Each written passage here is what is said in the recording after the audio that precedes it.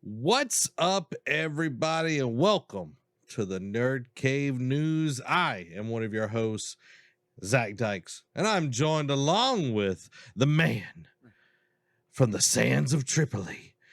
Comes the man that walks quickly with the quick hits. He comes faster than Flash. Than the man whose glass stein would rival any in the world of Kratos. The man who pushes the earth down when he does his push-ups. The man whose gamer's tag is Bigfoot is real. Welcome to the show, Dastardly Derek, the diminisher of the Dog Clan of Dublin. What's up? That was an extreme. I thought you were just going to keep going with all the D names, just keep it rolling. Well, Dastardly. Yeah. Dastardly. Every now and then we got one in here that was a new one. Ooh, Dastardly. I almost made a big error. I almost dropped this nice big old streamer clump all over the place. It did spill a little bit of water. It won't be the first time, Dastardly, that's happened on this show. But your luck ran out on the first try. You won't luck out a second time. Yeah, I get excited reading the names, and that name is brought to you by Murdoch. Oh, look at you, Murdoch. I see you.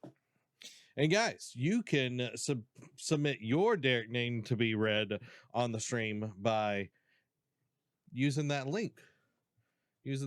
Guys, welcome to the stream and the show. If you're watching over on YouTube, Joe says, guess who's been playing God of War? I made it to Alfheim and I'm headed back. We'll be talking about God of War here in a minute, guys. Yes. We'll be talking about God of War here in a minute, because that is our game club game. But first up, Dastardly. Yeah. There's a TikTok trend going on. Okay. Yeah.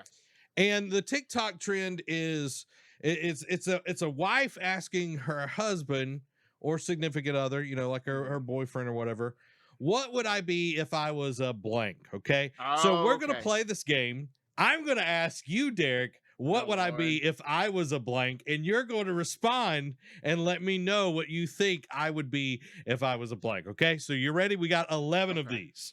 And chat, comments, I want to hear your answers as well. Okay. So first, Go ahead. All right. Answer the first question. Okay. I'll ask about my response after you read the first question. Okay. And I want to know your reasonings as well. Okay. Yeah. What would I be if I was a color? Okay. So that one. Oh.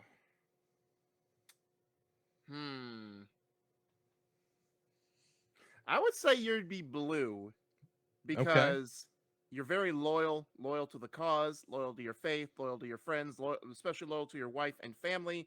So that's what I dub you as. Okay. I like it. What would I be if I was a season? Oh.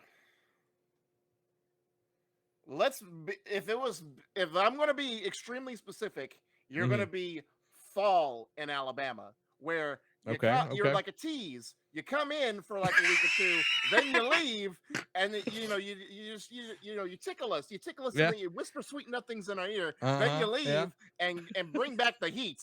You come with the heat. The marching band, there's like 3 weeks of marching band competition weather. That's me. Nate said I would be a red Sith lightsaber. I like that one as well. Ooh. A lot of people saying fall. Y'all know me. All right, Derek. What would I be if I was an element? So like earth, wind, fire, like if those. Oh, fire for sure, because you bring that heat, especially more specifically the sass. Okay. What would I be if I was a fruit?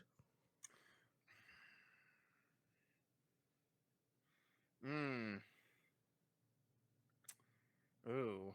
Now, I got a perfect one for you if you're a candy, but I would say you're a strawberry. You're pleasant to eat, but you got a little sourness to you every once in a while.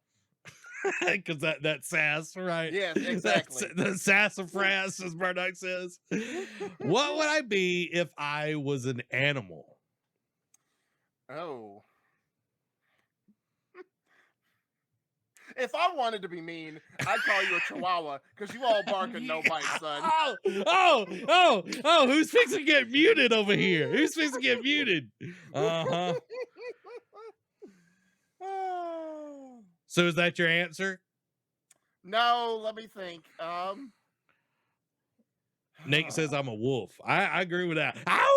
Alpha dog over here. Yeah, I would say, you're more like the beta wolf because you think you're an alpha. I'm just kidding. No, Yeah. Somebody's getting muted. You don't even have to bring up NFTs or Days Gone. You get muted tonight. Any chance I get, man, I'm gonna mute you. Wolfpack, baby. That's right, Nate. That's right. All right, next up. What would I be if I was a flower? Oh, I'm bad at this because I'm not good with flowers. I would say probably a sunflower because you are a big ray of hope. Thanks, man. Appreciate that. You're gonna bring a tear to my eye. Number 7. Guys, I want to hear yours as well. Joe says a rose because I'm beautiful, but I also got a bite. I don't know. Maybe. I don't know. Number 7. Red in these answers. Fire, a lot of red. Reddish orange, red Sith lightsaber. Someone says so. You know, my colors are not red, but you know, you bleed red though.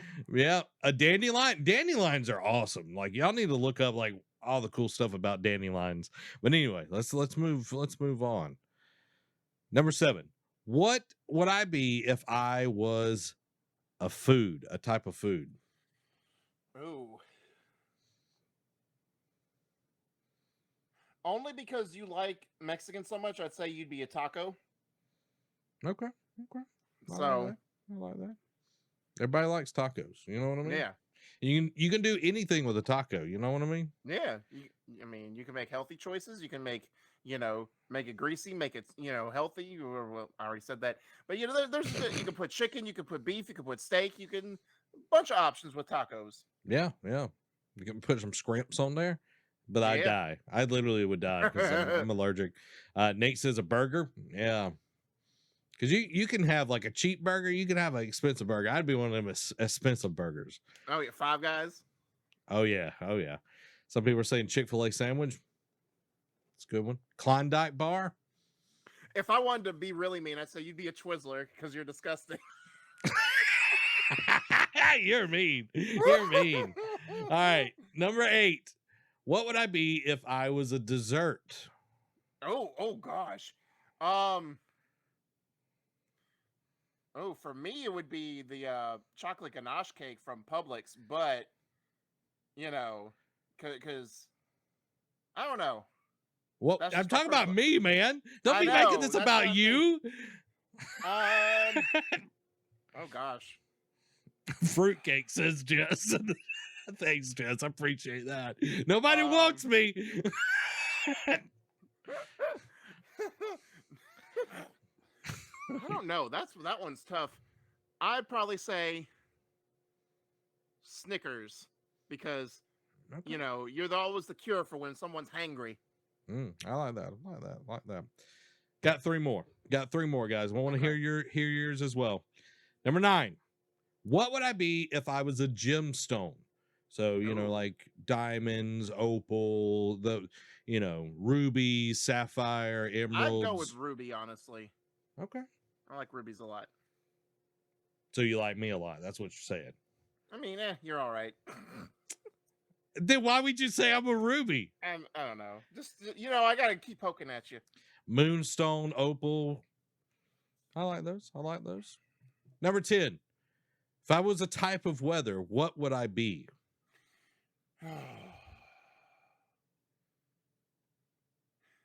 You would be cloudy with a chance of rain because while with the teasing, because you might give us hope that you don't rain, but then all of a sudden you get out of your car to come out to work, and all of a sudden a downpour happens and you got to sprint and you look like a drowned rat coming into work.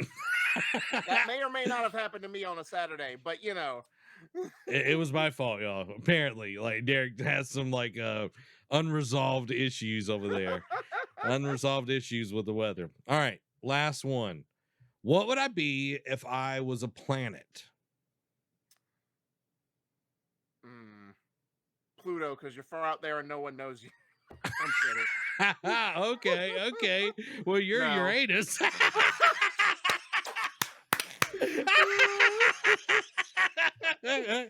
Oh.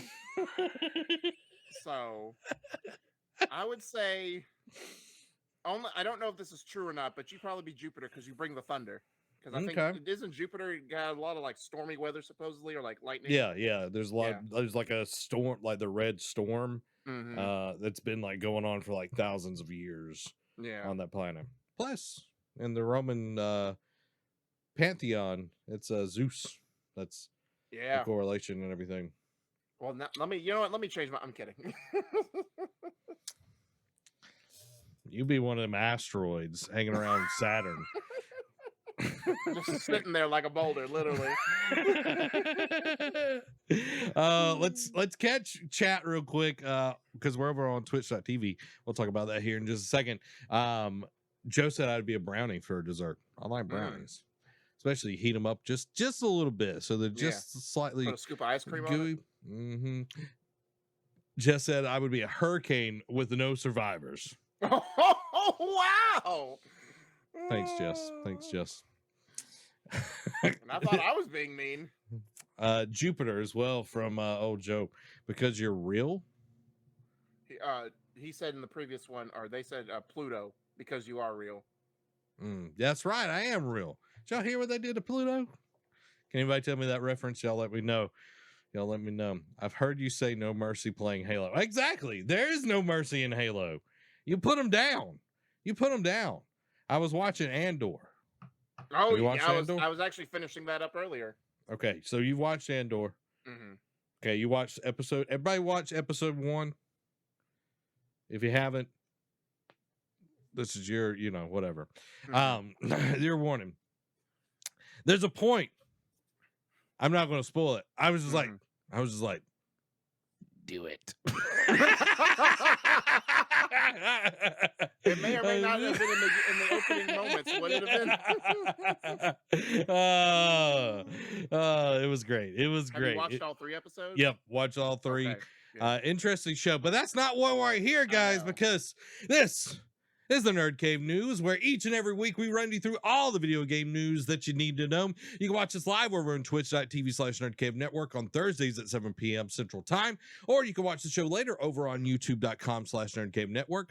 Make sure to hit the follow and subscribe button so you don't miss out on anything, and like it so more people will see the video. We also have an awesome podcast version that's available on all the podcast servers around the globe.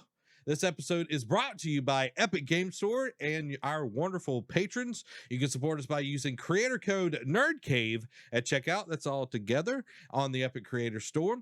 Even free games helps us out. So get those V-Bucks, get those Brawler Bucks, get that Season 8 Rocket League Pass with our creator code, and you can be epic. You can become part of the ship, part of the exclusive crew by going over to patreon.com/nerdcave, just like our wonderful crew members: the first mate Brandon Hicks, our helmsman the conductor, our gunners Daniel Sanford, Rushing Waters Yoga, Marilyn James, Brittany the Granny B Harrison, and our deckhand Martin Sager. That's a mouthful. Yeah, it is. But somehow you manage every week. Every week, man. Every week. I had to go like find this copy because I had like the old copy in here and I read it last week and I was like, why is this weird? I was like, this is not the same copy as I've been reading.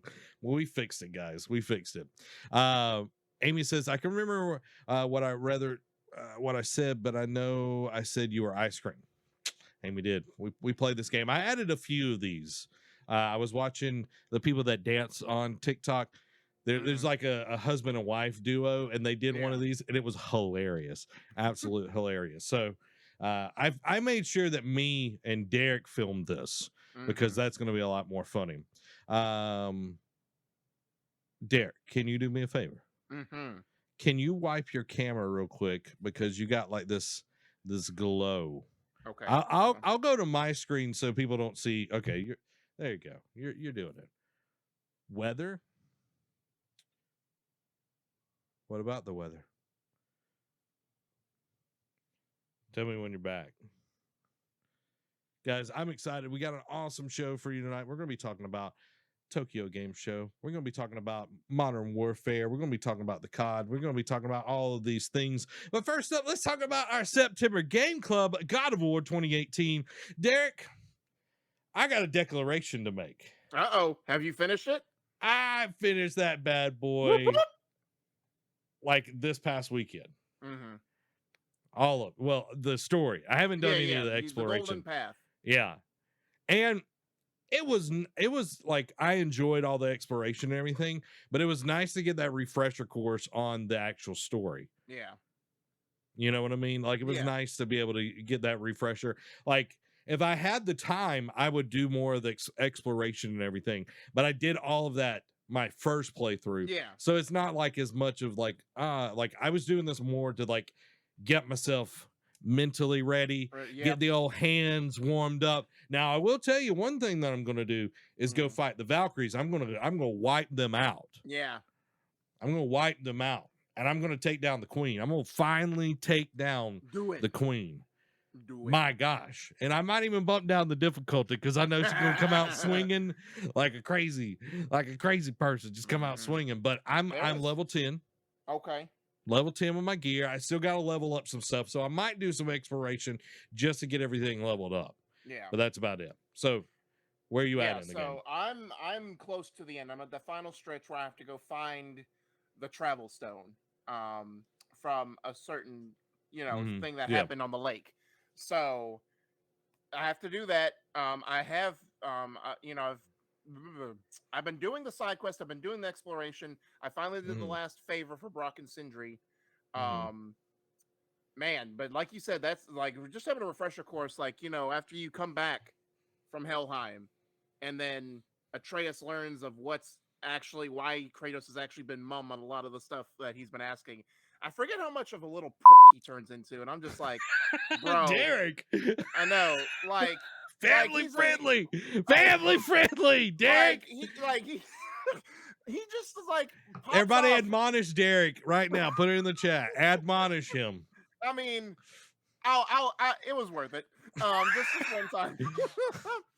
But no, like he even tells off Sindri, who's like being like reasonable with him, and he's like, bro, you just found out, like, don't at him, like, don't be mean, like, why are you being a royal jerk? And then he's just like, we can do what we want. And I was like, no, you can't. There's consequences. Just ask Kratos. Yeah. Well, we can't go too super far into spoiler territory because we do have some people trying to finish it up. Yeah. But man, the storytelling on this game, the things that they link, Alfheim, like when that thing that doesn't get answered, I can't wait for it to get answered in this next one, that we were on the wrong side. Like, you know what I mean? Like, I'm just like y'all chose to fight us. Like, we didn't pick a side. Y'all forced us into any of this. We were just going on our mission, and you decided to come up in our grill and start mess. You wanted to throw hands, and you got hands. Yeah. You got a bunch of hands and some axes and some chains. Now, playing on New Game Plus. Yeah. So that's why we finished this. We're going to do a review of this. It'll be a shorter review than some of them because it's been out for a while. But playing through New Game Plus with the chains, it's so different. Like, I hate playing with the axe. I know. Same. Like, especially like because I made it a point because other than when I fought in Helheim, I remember barely using the blades for a lot of it. Like, it was mainly the axe because it was like the new hotness. But now on New Game Plus, I'm just like, I got the blades, especially since I got them fully upgraded now. Yeah, I'm using that more and more, especially for like the enemies that like to be a little swifty or like gang up on you at once. I'm just like, all right, cool. Let me do this. And like you said, like the axe, you use, and it's just funny because in the beginning, when before you get the actual blades, you had to fight the ice enemies with your bare fist, and I remember hating that because it felt like I didn't do anything, or I had like no range, or I couldn't space myself out like I could. And I'm just like, well, I got the chains now. I don't have to worry about any of that. Yeah, exactly. It changes the game dynamic for sure. The only time is like when you fight like any like things from Muspelheim, like it's like, okay, I'll use the axe there. Like exactly. But any other time, It's chains, baby. We on the chain gang. You know what I mean? Right. Like but yeah, I love the game. We'll dive deeper into it. But guys, you still got time. You know, golden path it. Then you can go back and explore. You know, level up Kratos. See how far you can get them. Like I'm like the little thing. I'm like here-ish. Like I'm just past. I'm level really 10. close to getting level 10 myself on my stuff. Yeah. I'll also a lot of the Valkyrie except one, I think it was her name was Olrin, the ranged one, like that she killed me multiple times and I got frustrated, but all the rest have been pretty easy. And I don't know if you remember this. If you light all the braziers around the lake, you get a bonus to where the Valkyries get a little weaker. Oh, I didn't know that. Yeah, I forgot about that because I was like, because you know you have once you get the stones to 2 of the other realms, it's like, oh, Atreus can read the language on the braziers, and it's the he says the words and they light up, and it's like, all right, so it gives you like a little thing to track, and it's like a 4 of 8 or whatever. I'm like, okay, I forget what this does because I didn't ever go back to finish the Valkyries after I did it. Yeah, and it's like, all right, you get a little buff against the Valkyries, and they become a little weaker. I'm like, huh, okay. Now, how that queen will be, I don't know, but you know. Yeah. I'm definitely bumping it back down to like normal difficulty instead of putting everything at 5 for her. Yeah. That because if everything's 5, you know it's bumping up those higher enemies and everything. Joe says 6 Valkyries done, by the way. Oh, nice. Joe said I just beat the Alfheim boss. That was a good fight. I hate when they like hit you and like they blind you. Like that is so annoying, but it is a good fight. It's a very good fight. But then he runs away like a coward. But you know what? But you know what's not a coward? Our anticipation for God of War Ragnarok, which if you want to show that beautiful timer. Oh, roll that beautiful bean footage. 47 days, 5 hours, 29 minutes, and 52 seconds. Yeah. Slowly getting there. I can't wait for that 30-day mark, so that way I know it's real. Yeah. I was chopping up the trailer from last week to put up on TikTok and everything. Yeah. And it was just like, man, this game looks so good. Like, and just finishing it, it's like reminding me of like everything that's happened, what can happen, like excited to finally meet Tyr and everything. Yeah. So I am like stoked on that. Dan says, I haven't done much outside of the main story. Yeah, same. I literally did no exploration this time through, but I am going to go back in and whip all the Valkyries so I can say that I finally beat all of them. Because I got all the way to the queen and it was not fun.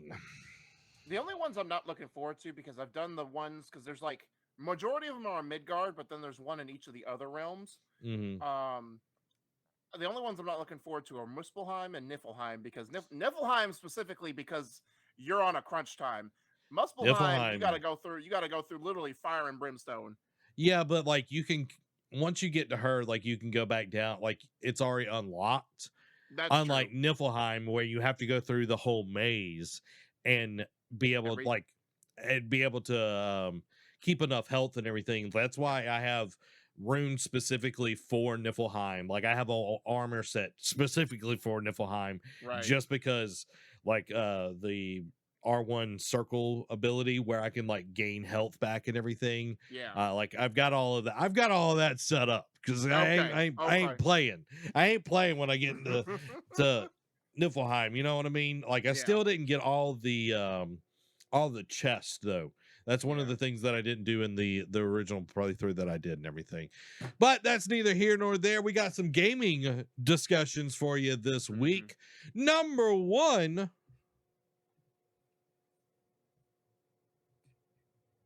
Tokyo Game Show announcements, including Xbox highlights. First up, Sonic Frontiers. Sega details supersonic boss fights. So first off, that was a good pregnant pause, and because I thought you had froze. But anyway, continuing. So Sonic Frontiers is bucking a lot of trends the Sonic franchise is known for, and Supersonic is no exception. Usually not appearing until the final moments of each Sonic game, Supersonic will instead be used more frequently throughout the open zone areas in Sonic Frontiers. In fact, some bosses will be practically untouchable until you unlock Supersonic, which will also unlock an entirely new set of combat options. This is an interesting take. I mean, for the way they're doing Frontiers, it makes sense. But I guess I've never played a Sonic game well, I shouldn't say. I played a Sonic game, but it was way back in the day. I have not played any of the modern Sonic. Like, me personally, I'm not big into Sonic at all. I don't see the appeal, but I guess I never realized like you never got Supersonic until the end. Like that kind of is like, as much as they try and hype that up from like the cartoon shows or whatnot, it feels very like antithetical to what the game is supposed to be like. Yeah, I like the only song that I ever actually like put time into was on a game, a Sega Game Gear. Mm-hmm. Like I'm talking about old school, like 96, 97. That's the most time I've ever played with Sonic. I have not played a modern Sonic game ever. Right. So I like, if this is like your ultimate power, it's like you want to be able to experience that more. Right. That is one of the things that is annoying about video games, is that you'll get your ultimate power and then you'll finish the game and then that's it. Yeah. And it's like that's like, what if you only got Spartan Rage at the final boss fight? Yeah, exactly. Like like God of War is a perfect example. Like you get something that you are powerful. You're powerful nonetheless, but then you get Spartan Rage, and then you do get those other things as well. And it changes the gameplay, but you get to have it long enough to actually enjoy. Unlike a lot of normal games that are out and everything. Murdoch says that 16 AA battery Game Gear. Oh man. I had the cord. I had the power cord. So Zach didn't have to worry about that. Zach didn't have to worry about that. Yes, I did. I had the power. Dan says last great Sonic game was Sonic Adventure 2 Battle. Everything after that has been lacking. See, I know former NerdCave host Derek Diamond, huge Sonic fan. Yes, huge Sonic fan. I never seen the appeal to Sonic. I'm gonna just be honest with you. Yeah, all right. Same. Never been a Sonic boy, but that's, you got to go fast and you got to eat chili cheese dogs. Yeah, whatever, the chili dogs. The movie's good. I've watched the first one. The movie was good. I haven't watched the second one yet. Apparently it's on Prime now. Moving on. Suikoden highlights the return of classic Konami games. So, beloved Konami RPGs Suikoden 1 and 2 are getting new HD remasters for PlayStation, Xbox, Switch, and PC next year. 2 games will come packed in one collection titled Suikoden 1 and 2 HD Remaster, Gate Ruin, and Dunin Unification Wars. Along with the announcement, Konami developers said they'd like to keep making more Suikoden games in the future. In addition to Suikoden, we also learned about revivals of classic Konami franchises including The Maze of Gallios, Star Soldier, Parodius, Twinbee, and Puyon.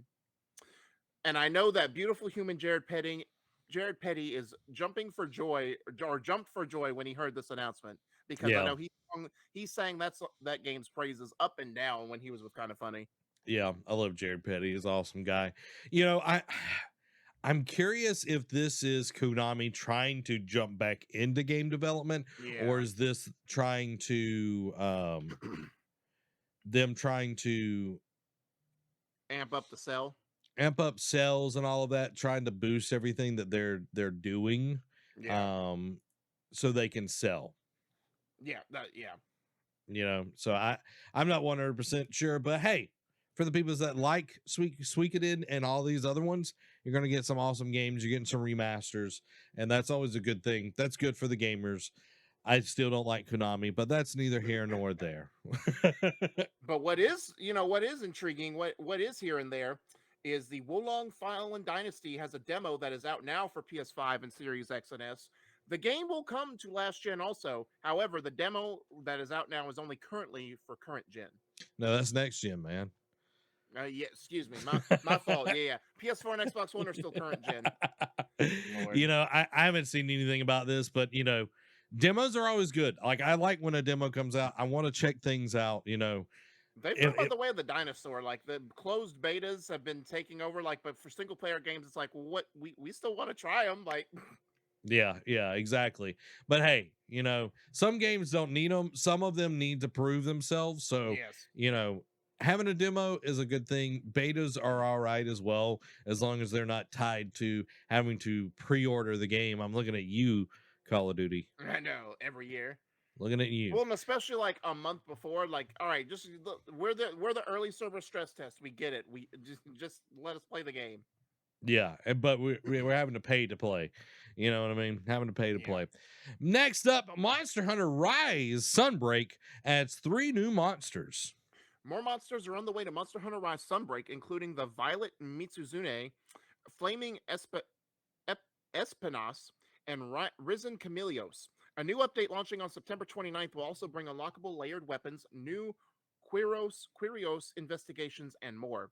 No surprise here. They do constant free up. Like, the one good thing about Monster Hunter is, like, yeah, they add new monsters, but all the updates are free in worlds where they charge you per month. Like, if this was like, say, an EA running this franchise, right? They would charge you not only for the monster, but for the rest of the content as well. It's like, oh, you want this now? They do charge for like costumes and skin Yeah. packs, and people do bite the bullet on that. But it's like, hey, you want more hunts to go on to? Free of charge. Yeah, yeah.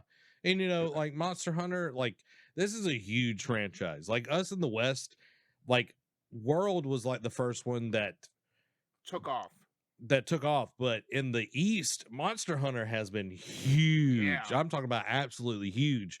People, I know Jared Petty's talked about it, bringing up him again, talking about riding the train into Tokyo, and people are on PSPs playing Monster Hunter. Yeah. PSP. Like this is a huge franchise, and I'm glad to see that it's continuing to make more and more awesome choices and games. I had a real quick thought before we jump into this next one. Yeah. Monster Hunter is just Pokemon that's went awry. Yeah, but you're not capturing them. Like you're no, I'm saying it's like it went awry. They're killing them instead of capturing them. Yeah, that's true. And then taking their remains and wearing them as armor. So yeah, that's true. Yeah. That's a dark thought. But you know what is not a dark thought? The anime games.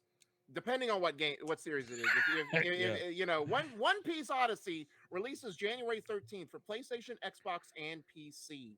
It was supposedly, I read somewhere that it was supposed to come out this year, so it's a slight delay, but it officially gets an announcement. So it's a series that will never end. Both manga and anime at this point are both 1,000 plus. So good for them that they keep making out games. And it's going to be an original. It's not going to be tied into any of the arcs that are out there in the wild. This will be an original piece of fiction written by the creator of One Piece.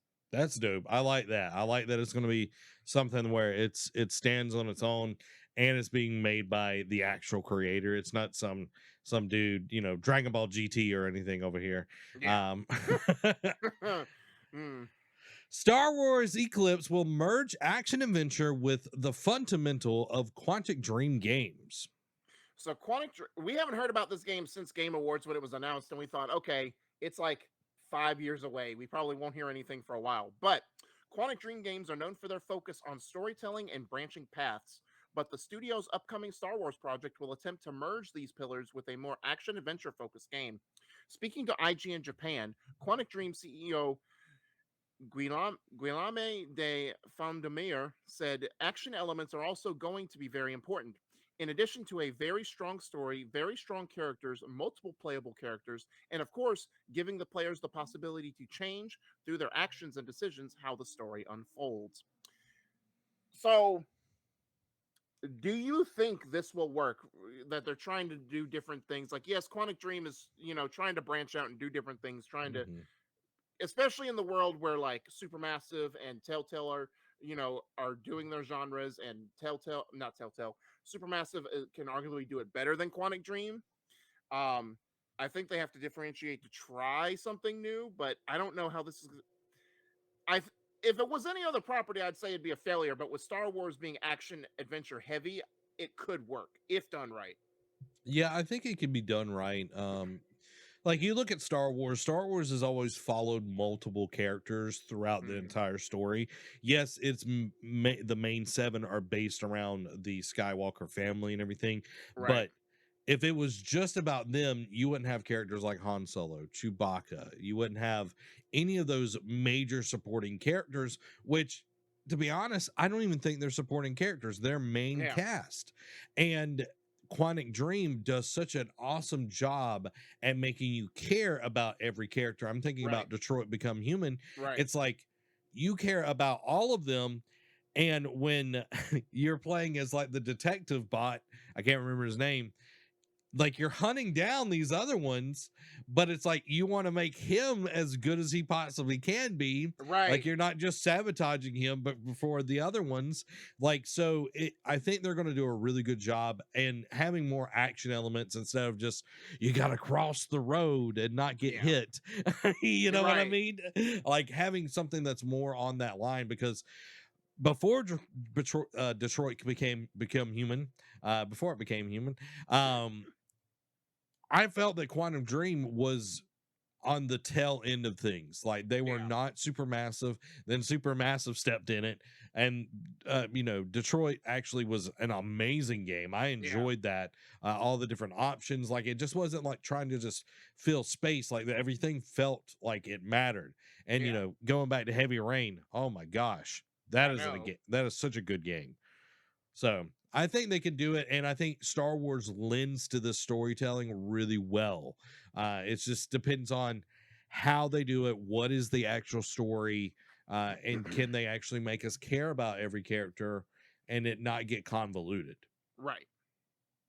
So that'll be the important, because as we talked about a little bit with Andor, and it's all Star Wars fiction. They especially like with these Disney Plus shows now, they make you care about this one character. Like yes, the supporting cast as well, but specifically the main character. That's the focus. That's who they turn their lens on. So that you have to do that with the Star Wars, anything Star Wars related.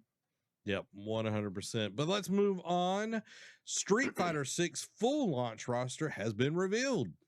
So Street Fighter 6's launch day roster will feature 18 characters, and Capcom pulled back the curtain on the full list of playable fighters on day one. From returning classics like Ryu, Ken, and Chun-Li, to new challengers including the custom character creator for the game's World Tour mode, the game is also set to get a closed beta from October 7th through the 10th, with details on how to sign up still to come. So, a lot of fan favorites from what I read, and the World Tour mode looked really cool. I watched a few of the trailers on the Street Fighter 6, so it looks very cool. Looks like they're going more modern's not the right word, but they're trying to get more up to speed with like the FGC, like the fighting game community and all that, like trying to appeal to them more with different modes and try and branch out instead of like, because I don't think any other fighting game has like a character creator mode that I'm aware of. At least the modern ones don't. Like your Tekken's, your Mortal Kombat's, your that kind of stuff. Yeah, I think everything has been very, this is who you get, and that's it. Yeah. You know what I mean? So, in Street Fighter 6, like I know 5 had a lot of controversy, had a lot of issues and everything. Yeah. I think they're really trying to step out of that shadow and stand on their own. So I'm happy for them. I'm not a huge fighting game fan. That's not really my jam, but I like to see a healthy community grow and have games that actually support it. So I'm really, really excited for that. Speaking of fighting games, Tekken 8 is a turning point for the series. Tekken 8 was properly revealed during Sony's State of Play last week, but we learned more about the game at TGS. In Katsuhiro Harada's exclusive first interview with IGN, we learned plenty about the upcoming fighting game, including how it will showcase the face-off between Jin Kazuma and Kazuya Mishima. Harada also praised Nintendo's Masahiro Sakurai for his work on Smash Bros. And said he would consider bringing guest characters back into the fold for Tekken 8, which is also being developed in Unreal Engine 5, which is why it looked so flippin' gorgeous in that debut trailer they showed. Guest characters, that it's always a slippery slope, because yes, it's worked for Smash Brothers because it's more of an amalgam than it is like one certain character's identities outside of Nintendo. Some of them, some of the guest characters do work in other fighting games, some don't. Like I get it, but having Negan in Tekken 7 show up was a weird one because it's a fighting game, not a weapon-based game. Like, that one made better sense for Soul Calibur than it would have Yeah. Tekken. Yeah. I was thinking the same thing. Like Soul Calibur has had various people brought in and everything, but it made sense for that type of game. Tekken, on the other hand, I hope that they're not just saying, "Oh, well, this has worked with Smash Brothers. Let's do the same thing and see if we can." It's the reason it works really well with Smash Brothers is really, really solid. Every time it comes out, like they might make one every 15 years or whatever, but it is really, really well done. It's And must-see TV because once a new Smash Brothers gets out, everyone's glued to like any kind of Nintendo Direct or stuff featuring Nintendo because it's like even Game Awards, it's like, all right, are they going to reveal a new character? When's the first DLC character going to drop? So yeah, and it's like the DLC characters don't sell Super Smash Brothers. Super Smash Brothers sells it, and that's just the icing on the cake. exactly. So I hope that they're not just attaching their star to that hope that bringing in guest characters are going to sell Tekken 8. I remember playing Tekken 2, dude. Like, I'm talking about like old school. I love that game. It was a ton of fun. So it'd be nice to see Tekken like step back into that. Like, again, I'm not a huge like fighting game fan. I'll play it a little bit, and that's about it for me. But I want to see these games do well because good competition breeds better games for everybody. Exactly. Moving on, Resident Evil Village DLC will say goodbye to the Winters family. So Ethan Winters has been the main character of the Resident Evil series for the last 2 entries, but next month's Shadows of Rose story DLC will mark the final chapter of the Winters' time in the franchise. Elsewhere in the Resident Evil verse, we learned that the upcoming Resident Evil 4 remake is also in development for PlayStation 4, alongside the previously announced PS5 and Xbox Series consoles. A Resident Evil showcase has also been confirmed for next month. You'll probably assume like early because the Shadows of Rose DLC launches the 28th, so you got to assume it'll be beginning of the month for the showcase. Which also brings up an interesting question because they have more or less confirmed that 9 is a thing. They haven't officially announced it, but there's been rumors and hints, and the wording of some of it's like this saga will be wrapped up pretty soon. But usually they kind of stick with one protagonist through like at least the trilogy. If they wrap up the Winters of story in 8, what's going to happen with 9 then, if that indeed ends up being a thing? Because you can't introduce a new protagonist because I forget the exact wording, but they said after 9, they're either going to explore other ways with Resident Evil, like other genres or whatnot, or just take a break from Resident Evil for the moment. So it's like if you introduce a new protagonist, you can't just leave it there. I don't know. It's going to be a tricky thing. Maybe they don't do 9. Maybe they just end with 8 and then that's it. I don't know. Yeah, like if they're ending with 8, like having a duology is fine. We might be getting that with God of War Ragnarok as well. Instead of having 3, having 2 really solid games. Right. So I'm fine with that. Like I remember playing 7. Ethan was a good character, but man, he was tough as nails. And you have to be. You know what I mean? Down there in that bayou. If it's 9, if they make a 9th one before they take a break, then it has to be a story that is all within itself. Like, no possibility of continuation. I'm curious what the Shadows of Rose is going to do. Are they going to kill off the Winters family? Like, like how are they going to do that? Because most of the time, a protagonist like stays around. Like they don't kill them off in the series. Exactly. They stay around so they can bring them back at some point in time as a cameo or something like that. So only time will tell. So we'll see. Yeah. Guys, what do you think? Do you want to see Resident Evil 9 or you want to break a little bit? You want something else?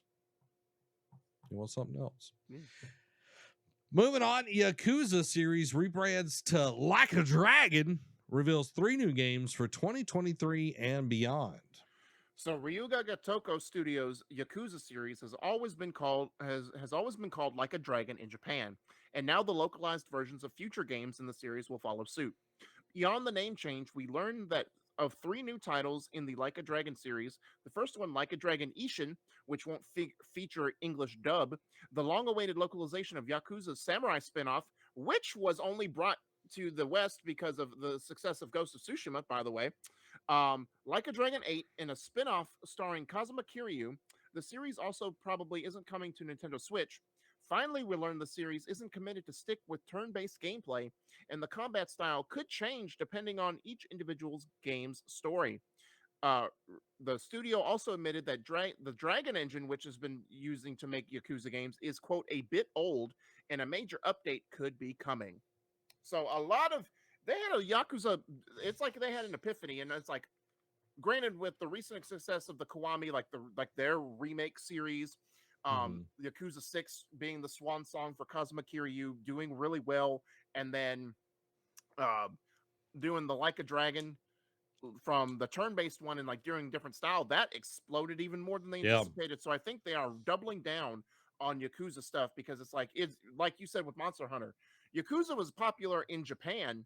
It was like one of those casual things that slowly built over time over here in the West, and now all of a sudden it's hit its stride, and now the studio's like, maybe we should do more. Let's expand a little bit. Let's have some fun with the Yakuza brand and see what we can do with it.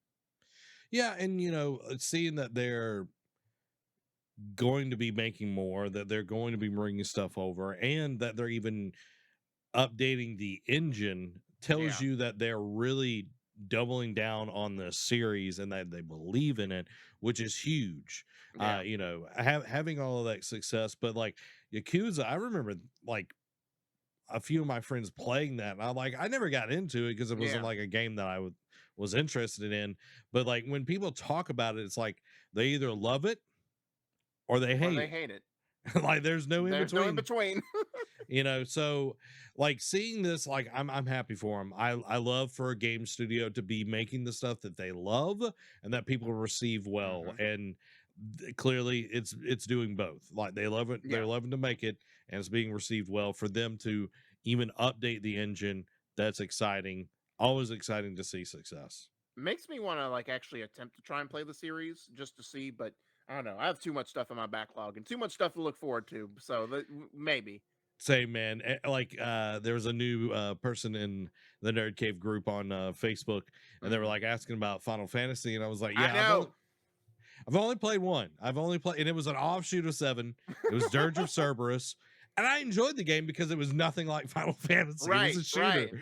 And Trey, our friend Trey over at Bearded Book Club and Two Beards Play, he was like, you should play Final Fantasy on stream. You should do that. And I was like, maybe the MMO if I have time, but like it's like, dude, I got way too much that I'm looking forward to playing to go back.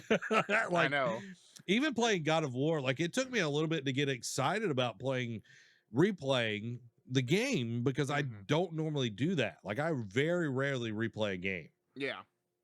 So, or I don't know, like take 2 years to play Ghost. I know. Well, that's because they kept doing like it was the game, then the DLC, then you got a PS5 and you wanted to play the director's cut. Yep, exactly. So, but hey, when it's that good of a game, you got to play it again. Exactly. So, but we got some Xbox news. I'll do one, you do the next one, okay? Yeah. First up, Deathloop is out now on Xbox Game Pass and has a new Golden Loop update that includes an extended ending, crossplay, new enemies, weapons, abilities, and more. After that, because this was like Xbox's Tokyo Game Show, just quick hits type of thing. Assassin's Creed Odyssey is out now on Xbox Game Pass. Guilty Gear Strive is coming out to Game Pass. Blaze Blue Cross Tag Battle Special Edition coming to Game Pass with all DLC included. Danganronpa V3 Killing Harmony is out now on Xbox and PC.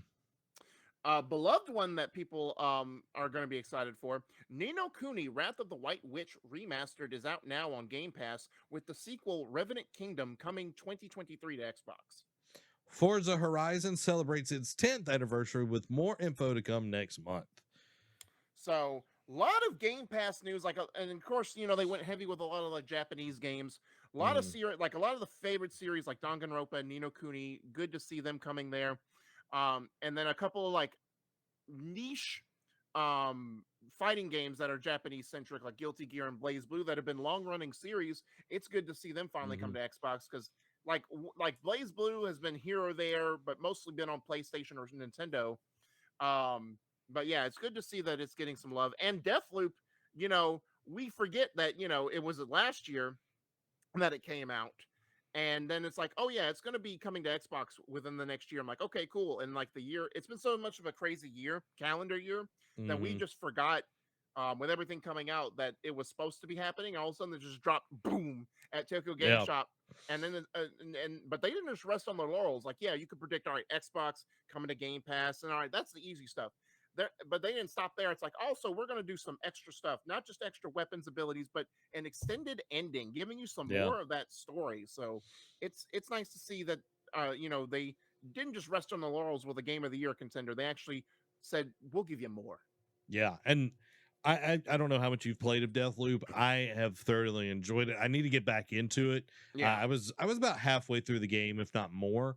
Yeah, such a good story. It's not family friendly, by the way. No, but the combat, like, it is.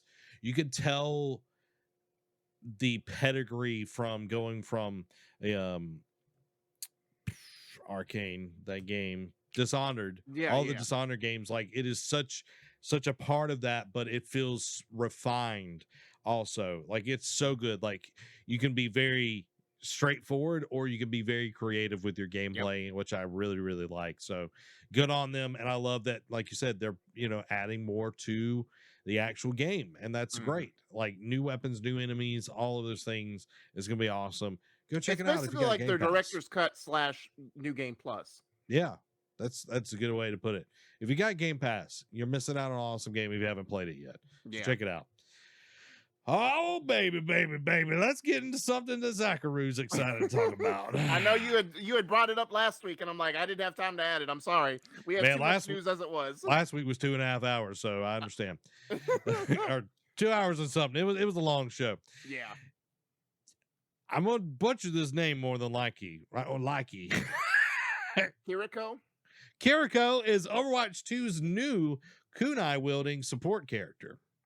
So she wields kunai, teleports through walls to allies, burst heals teammates with talismans, and can make nearby allies briefly invulnerable with her protection Suzu move. Oh, and her ultimate summon a fox spirit who rushes ahead and buffs friendlies with that follow behind. Kiriko will be free for all Overwatch 1 players, or you can earn her by reaching tier 55 on the Battle Pass's free track. Of course, you will instantly unlock the character alongside newcomers Sojourn and Junker Queen by purchasing the Premium Battle Pass. Not only is Kiriko the first support capable of keeping up with fast characters like Tracer and Genji, but the development team informed us her healing output should be similar to Moira and Mercy. Kiriko's abilities in Overwatch 2, we got the Protection Suzu. Upon impact, allies in the area briefly become invulnerable and are cleansed of most negative effects. Kunai, thrown projectile that deals increased critical damage. Swift Step, teleport directly to an ally even through walls. Healing Ofuda, channel a burst of healing talismans that can seek targeted allies. And Kitsune Rush, summon a fox spirit that rushes forward, accelerating the movement, attack speed, and cooldown of allies that follow its path. And we got the wall climb, jump at walls and climb up them. Man, I am I'll so let excited. You just go off here. I am so excited. I kind of want to watch the gameplay because I haven't watched it yet. Yeah. I'm gonna pull that up. Okay. I'm gonna pull that up, guys. We're gonna watch this trailer for this new character.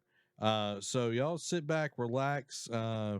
Here's the sound of the South, as they would say. So here we go. Let's check this out. This is Kiriko for Overwatch 2. All right, here we go. Kiriko's gameplay. For generations, my family has served and protected our city. Got a new map right there. By following traditional paths. Me? I made my own. Some of the old, some of the new. Okitsune-sama, minna o michibiite. That's so cool. Like, I run with blades all the time. I wonder what her damage output is going to be as a healer. Right.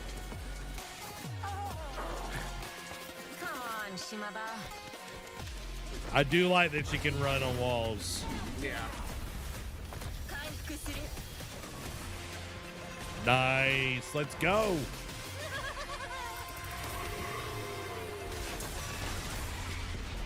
Dang. To be able to kill that ult like that? Oh my gosh. But you gotta be on point with that timing, though. Oh, we got some ninjutsu here. Starting gun. Summoning no jutsu. Let's go. Can't change the world by following all the rules. Dang, dude. All right, that makes me excited. I'm not even gonna lie, man. That makes me excited. Joe brought up negate the tire OP. I'm just like, that'll probably be the first nerf. It's like, well, it won't insta kill you, but it will hurt a lot.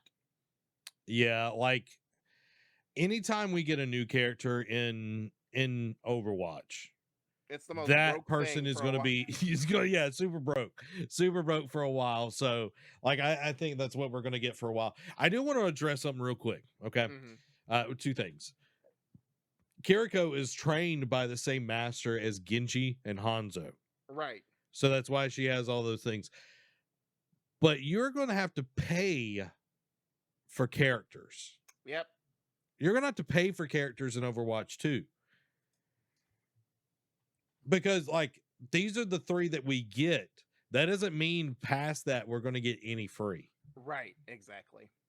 That annoys me because I would rather have the way it was in the first game than have a battle pass system where I have to unlock characters, because that is going to shift the dynamic of the team a lot.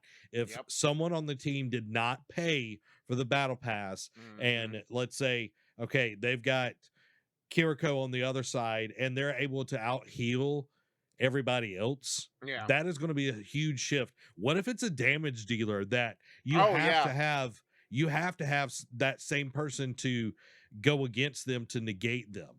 Like that is going to change the dynamic of this game. The way Overwatch 1 was set up is like that was not the thing. Like all we had was costumes and skins and different things like that. This is going to be, I think it's going to break the game. I'm going to just be honest. Yeah. And when I saw this, I was just like, oh no, Zach's going to have a rant about it. I know. That's why, I think that's partly why you wanted to chomp at the bit talk about it last week, but I'm just like, just wait one more week. We'll give it its time to shine. Yeah. And Joe said cash grab, Dan, seems like a pay to win kind of stuff. And I agree. Yeah. Like we should not be paywalling characters behind a battle pass. No. You know what I mean? Like, I mean, that's what they did with the loot boxes. Like, they did it right with the loot boxes, like skins, like tokens, all that kind of stuff. Leave that behind, but don't hide characters behind it. It's so, and maybe with the like, I kind of get it because isn't it like free to play? Yeah, it's free to play. Yeah. So it's a blessing and a curse. Like, yes, you get free to play, but at the same time, we need to make our money because we have no other revenue coming in from this game. Yeah. And like, I understand, you need to make money, but they did make the choice to make this free to play. Also true. And this is a live service. So, and I'm going to just call it right now, Derek. I'm going to call it right now. Okay. I love me some Overwatch, but they are really crappy about actually updating their game. Oh, yeah. They're really bad about putting out new events and different things. That is my only concern because we saw it with Halo. I love Halo. I love playing Halo. But they are awful at making things actually feel like a live service. And costumes and skins and things that you can buy in the store are not a live service. It's the events. It's the big things that pull people in. That like Fortnite does it right. Apex does it right. Call of Duty does it right. This has to go well, or their battle pass system is going to go out the window. It doesn't matter where, like, yeah, I can unlock this character at level 55, but man, that's a long time. How fast can you progress through? Like, what is the XP system, built in this game? Is it, you have to do, is it the you just play a game and you get a certain amount of XP. If you do really well, you get more XP. Yeah. Or is it, kind of like a Halo system where you have to do different dailies? I don't know. Yeah. And that's kind of scares me because like this game can shift so much, even between a respawn, you switching to a character that the other team doesn't have an answer, or vice versa, is going to change the landscape of this and actually break the game. And that's what I'm actually concerned about, because I don't want this game to be broken. I want it to be like, yes, they need to make their money. Yeah. They need to make their money. But man, this could really mess up Overwatch. Yep. Yeah, yep. And that it could not put a nail in the coffin before it even launches, but it could definitely put one foot in the grave for sure. Yeah, definitely. And like I'm an Overwatch 1 player. Joe's an Overwatch 1 player. Like, yes, I'm getting this character for free day one. Like that's already known. But how many people are going to jump in that don't get this character, that really want to play as her, and they don't have the money to pay this? It's like, okay, I get to grind, and then it's like, what if they get discouraged before they get to level 55? Yes. Or they get bored of it because it's like, man, I'm really not feeling this game, and I really don't want to play any more of it just to get the one character that I might enjoy for like 2 weeks. Yeah, exactly. And it's like, I know how to play. I like it. Overwatch 2 from the beta feels so much different than 1. Like the time to kill is so much faster, it feels like. Right. But it's like, if you don't understand this game or this gameplay, and you're coming from a different mentality, you're coming from, let's say, like any of the Apex or whatever, like this game does not play like an Apex. Like this is a totally different game style and everything. So I think they have to be really, really careful about what they do.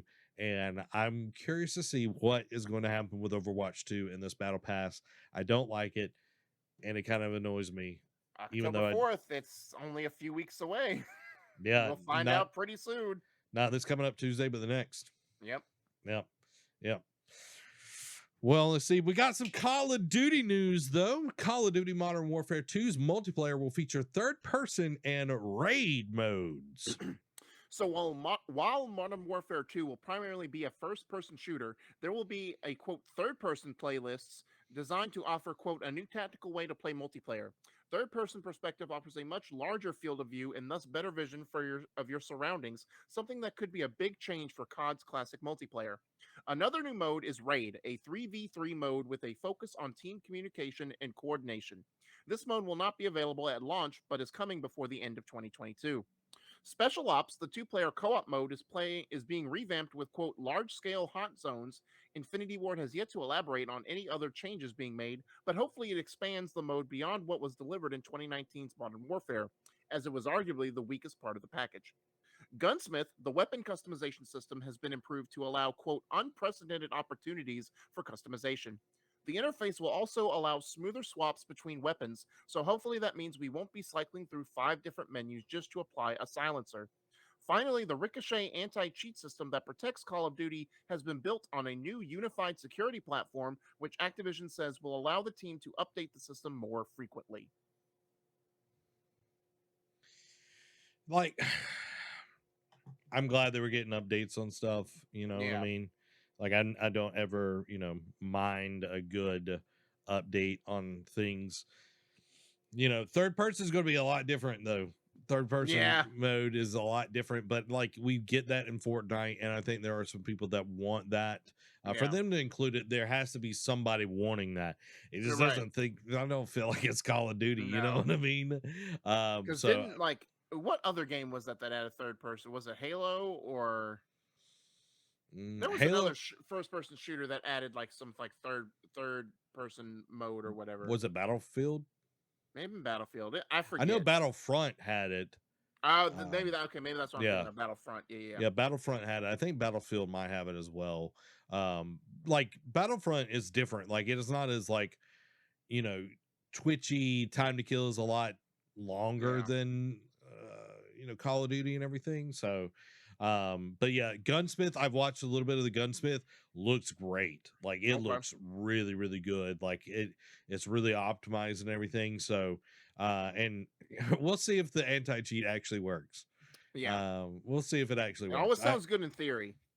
Yeah, I give it 2 days and then it's going to be broken. Yeah. I don't even give it 2 days. I give it 8 hours. 8 hours. And then it'll get broken. Somebody will find a way. Somebody will find a way.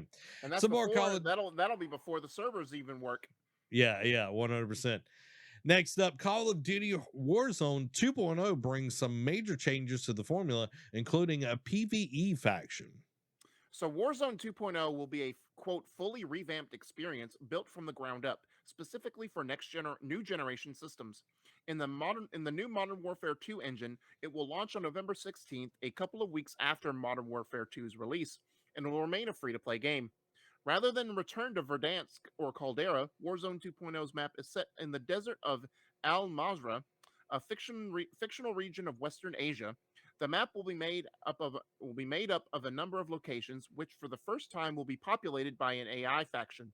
Infinity Ward hopes that adding some PvE to Warzone will quote bring the world of Al Mazrah to life and add higher stakes and more realistic combat scenarios. Further changes come through the shrinking circle mechanic, which has now been changed to use multiple circles. No details were given on how this works, but multiple circles are said to, quote, change in game scenarios, suggesting there may be multiple ways that the circle behaves. Warzone's key differentiating feature, the respawn mechanic that is the Gulag, will also return in a new form. Gulag 2.0 ups the battles from 1v1 to 2v2 and will require players to loot for weapons and contend with a character called the Jailer. Again, no more details were provided, but it sounds like this core mechanic will be at least a little different than we're used to. It's not clear if Warzone will include modes like Rebirth, but we do know it will have at least 2 modes at launch: the classic Battle Royale and something called DMZ, which is described only as, quote, an all-new sandbox experience. Warzone will not just be on console and PC, though. Call of Duty Warzone Mobile is also in the works and will bring a 120-player battle royale to iOS and Android phones and tablets in 2023. While not exactly a portable version of Warzone 2.0, it does share some tech and even has a shared battle pass and social features to ensure coherence between the two versions. It will also have mobile specific events, playlists, and content. Get that mobile market. Like, I know Call of Duty Mobile's been around for a while now. Right. But having Warzone, everybody loves Warzone. That's, and they love to hate it at the same time. Yeah. But having the battle pass be shared between the two, I think is really good. That way people aren't having to buy 2 battle passes, be able to progress through it on both ends. It's like, hey, you might be waiting for a clash, you might be getting your oil changed, you're playing some Warzone on your phone. You're getting a winter chicken dinner. Whatever, you're getting that victory. That was a little PUBG humor because it's dead. You know what I mean? I like that they're not just sitting on their 5-gallon bucket, that they're doing some different things, bringing some different ideas to the Gulag, to the circle mechanic that has been the same for the last 10 years. It feels like we've had battle royales. It's the same, circle mechanic and everything, and having some PvE in there as well.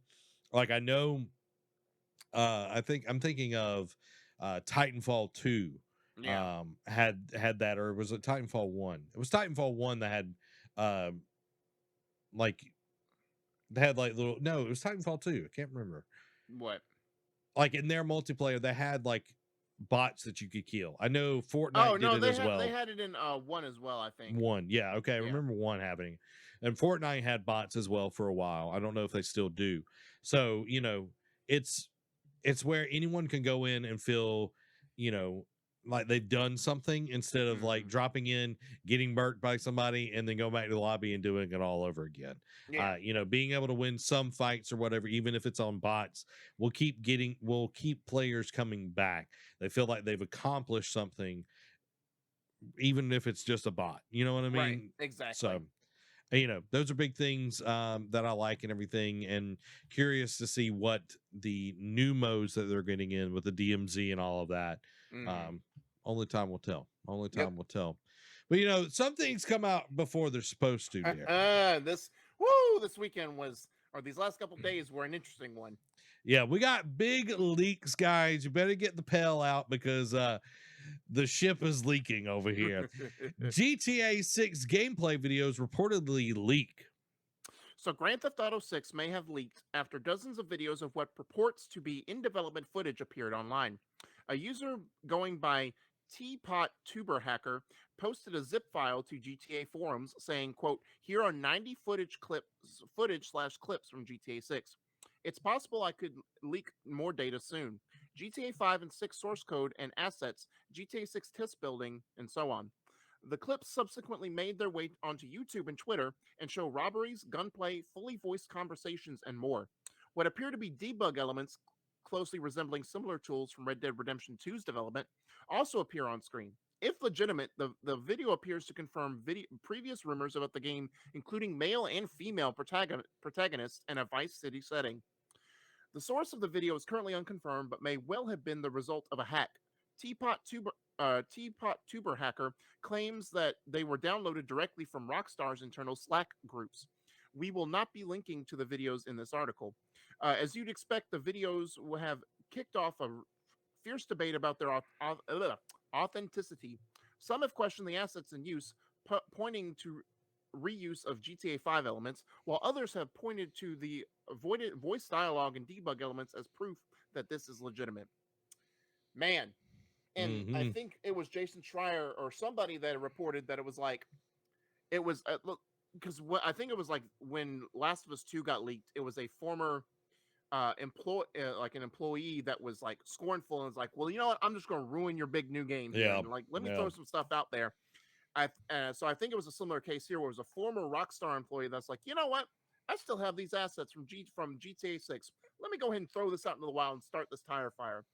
Because you never hear, like, Rockstar is the most tight-lipped studio in the world. Like, you don't even hear a mum of what they're talking about. Like, you hear, like, yeah, of course, there's always speculations and all that kind of stuff, but you never see anything concrete till they're ready to show it. As opposed to Ubisoft that lets everything leak under the sun. So this is huge. Like, obviously, I feel for all the Rockstar employees that are affected by this, that are probably getting hate mail for people who see this. Like, this game looks terrible. Find a better job. Blah blah blah blah. You know, whatever. But yeah, now, it's huge. Did you see any of the stuff? I did not. Okay, so I looked at some of it, not all of it. The game actually looks really good. Okay.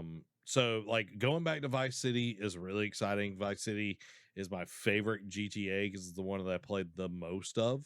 Right. I like 5, but 5 has just been around too flipping long. Yeah, I know. But going back to Vice City is awesome. The character models, like even this early, were looking great. So like, does it stink? Yes. You know, which we've got another story about a leak as well.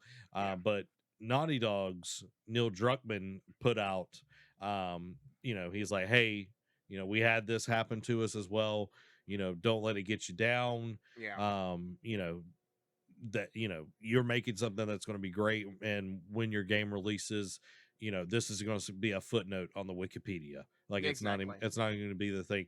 But other game developers started like putting out screenshots of their games earlier on to like combat like people talking crap about these games like being in such early, you know, development or whatever. And it was just really cool to see the game development community support one another. It's like no one likes when something gets leaked, especially early on. It's really stinks when, you know, you're about to announce something and it gets leaked as well. But it really does hurt you as the developer, and it takes some credibility away from you as, you know, in the fans' eyes. But it's like, this is just early on. Like this was not meant to be seen. Like even vertical slices look better than you know, from when they're first shown years ago. When they're first unveiled to like when the game comes out. Like I remember Horizon Zero Dawn, like I remember us being wowed and amazed at that E3 reveal trailer, but then when the game came out, it looked a lot better. Like as I went back and watched that reveal trailer after, it's like, man, I don't remember this game being that gorgeous. And I look back and like, oh no, it was worse, you know. Like not saying it, not bashing it, but I'm just like, oh, they really improved it between 2016 and when the game came out, a year later. Yeah, it's not a what is that? Watch Dogs. It's not a Watch Dogs. I A remember remake. yeah, I remember like God of War, like from its trailer to when it Yeah. actually came out, it looks so much better and everything. Yep. But let's get into this next leak. Diablo 4 early footage leaks online. As reported by PC Gamer, Reddit user IV1 Russo spotted 2 videos uploaded anonymously to a file sharing website, one containing 5 minutes of Diablo 4 footage and the other 38 minutes. It's unclear of what stage of development the footage is from, but given that several modes within the game world are untextured, it is clearly far from a finished product. A lot of the game does appear to be functional. However, and the videos show what appears to be a barbarian character exploring the world and battling enemies. Blizzard hasn't yet to release a statement regarding the leak, but IGN has reached out to the developer for a comment. You know, again, kind of the same stuff. It's like you hate to see it, but it's like it is getting worked on. Like there's development happening. You know, I didn't see any of this footage at all and everything, but I know that they're working hard on Diablo 4. So, you know, I I would rather see it announced from the horse's mouth than see early stuff. It quenches a little bit of the thirst or whatever for whatever it is, Mm-hmm. but at the same time, it's not up to the standard that these companies would release that information. And it's like I would rather have that than anything. Well, heck, and then you have the other side of the spectrum where it's like Ubisoft shows up concept art for Beyond Good and Evil 2, and it's like, I don't care. Just show me an actual gameplay footage. Yeah. Or a trailer that was shown like 4 or 5 years ago, and then you never see the game again. Exactly. This one was interesting, though, Derek. Iron Man game is announced by EA and Motive Studio, currently in pre-production. So the project is currently known simply as Iron Man, is in pre-production, and while details are thin on the ground, we know it's going to be a third-person single-player action-adventure title. Presumably, it's coming to PS5, PC, Xbox, and Xbox Series X and S, but platforms were not announced. According to the press release, Iron Man will weave a totally new story that will, quote, tap into the rich history of Tony Stark's alter ego and promises to deliver an authentic experience to the players that will feel like what it's like to truly play as Iron Man. Bill Roseman, Vice President and Creative Director at Marvel Games, comments, "We are thrilled to collaborate with the talented team at Motive Studio to bring their original vision of one of Marvel's most important, powerful, and beloved characters. Their experience delivering both established entertainment worlds and thrilling gameplay, combined with their authentic passion for the armored icon, will fuel our quest to deliver a love letter to a legendary hero in the form of the Ultimate Iron Man video game." Iron Man's development is being led by Oliver Prohl, who previously worked on Marvel's Guardians of the Galaxy and also includes Ian Fraser, Maylene Lumino, and J.F. Poirier. You know, a lot of those French names. I know. Oui. I love Iron Man. I hope that it is good. Mm-hmm. I know the VR game they did was pretty good, so hopefully they can capture some of that magic and improve upon it. Yeah, I never played the VR game. I remember right after Iron Man 1 came out, there was a PS2, Xbox 360. I can't remember what generation. It came to 360 for sure. Like that game was fun, but it was not the greatest. No. Like you had to delegate your power to different, like all your weapons, your shields, your whatever, that sort of deal. So hopefully it will be really well. Like this company doing Guardians, which was great. I really loved Guardians. So like I feel they've got a good handle on the storytelling and the humor aspect of this genre and everything. So I think they're going to do an awesome job of it. So what are you more surprised by? The fact that they're doing an Iron Man game after we've had so many different Marvel iterations like over the last couple of years, or the fact that EA is allowed to be touching anything related to Disney again? I think that because Guardians did well, they're allowed to be around. Guardians was Square Enix though. That is right. That is right. So yeah, Guardians with Square Enix. So they poached some of that talent from the Guardians team to come over to Motive. Okay. But yeah, so because yeah, like after the Star Wars debacle, like with the exception of Fallen Order and Squadrons, like it was pretty much a mess. So I thought Disney would never allow them to touch any like properties under their umbrella again. I don't know, man. That is weird. That is weird. Maybe because Fallen Order did so well. Man, like, hey, we'll give you another shot. Because didn't Motive do Squadrons? I think so. Because Squadrons was actually really good. Never finished it, but it was, was really good. I'm looking up. Hold on, I'm looking up.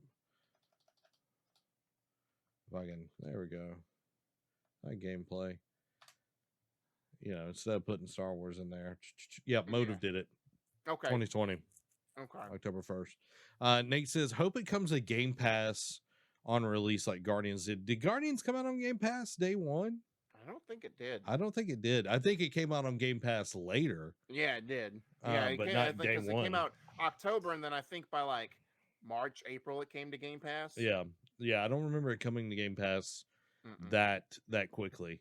But yeah, EA and Xbox have a good working relationship, so I think we'll see that for sure.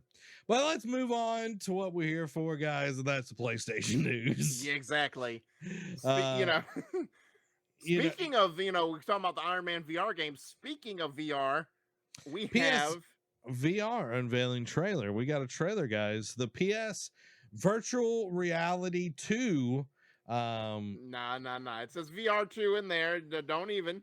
the PlayStation Virtual Reality 2 machine. And we're going to take a look at this trailer. This is the reveal trailer of the PlayStation Virtual Reality 2.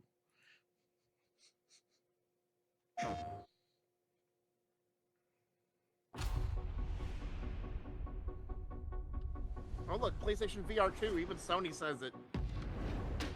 I didn't see that. I'm sorry. Of course I do like the controllers. I know. The controllers do look very good.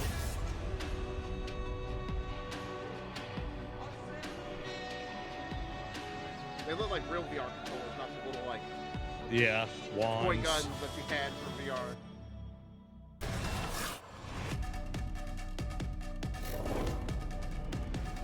I'm gonna stomp on you.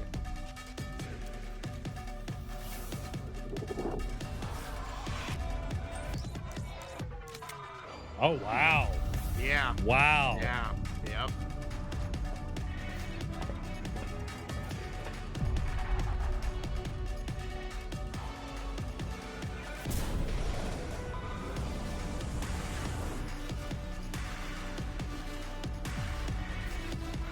Gotta get that haptic feedback, baby. Yep. Oh, dope. Yeah. That's dope. Yeah. And of course, like the 3D audio.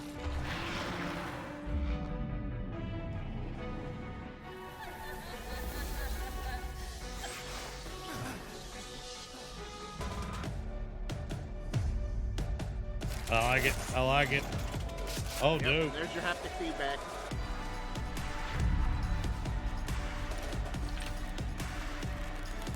Oh, yeah.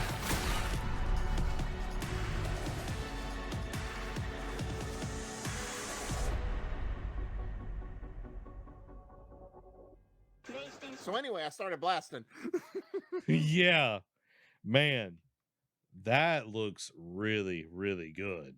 The eye tracking was what sold me. And